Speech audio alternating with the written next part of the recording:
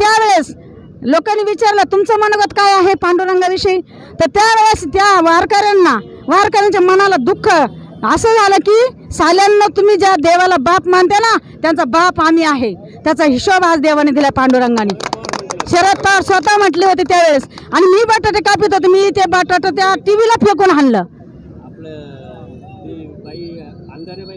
हा, अंधारेबाई सुद्धा म्हटली की तिला लाज वाटायला पाहिजे. ती सरळ म्हटली की ज्ञानोबाईंनी रेडा बोलवला, भिंत चालवली आणि एकनाथ महाराज कुत्र्या मागे पळाले. अगं कुत्रा काय, कुत्र्यातला देव ज्या त्यांना दिसलाय ते संत आहे.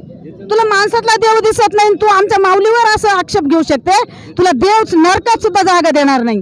आणि म्हणून ही जनता पेटली. खऱ्या अर्थानं वारकरी सुद्धा हा वार म्हणजे वारकरी जिथं वार टाकला तिथं माघार घेणार नाही, असे आमचे वारकरी आहोत.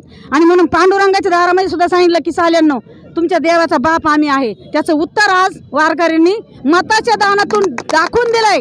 कारण राम हा प्रभू रामचंद्र भगवान जोपर्यंत अधिष्ठान आहे त्या भूमीमध्ये तोपर्यंत आपल्या केसाला कोणी धक्का लावू शकत नाही. आणि तेच आपल्या मोदी साहेबांच्या रूपामध्ये खऱ्या अर्थाने छत्रपतीने अवतार घेतला म्हणायला हरकत नाही.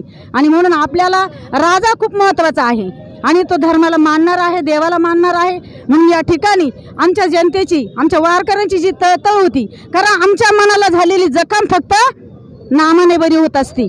जिभेची जखम, अंगावरची जखम औषधाने नीट होती, परंतु मनाची जी जखम आहे ती मनाची जखम फक्त भगवंताच्या नामाने होते. आणि ते भगवंत, साधू संत आणि धर्म या लोकांना मान्य नाही. काय यांच्या मागे राहून उपयोगी. हे जनतेनं खऱ्या अर्थानं स्वतःच्या मनाला विचारला हा जाब आणि स्वतःच्या मनानं दिलेलं उत्तर खऱ्या अर्थानं आज या मतदानाच्या रूपानं प्रगट झालेलं आहे.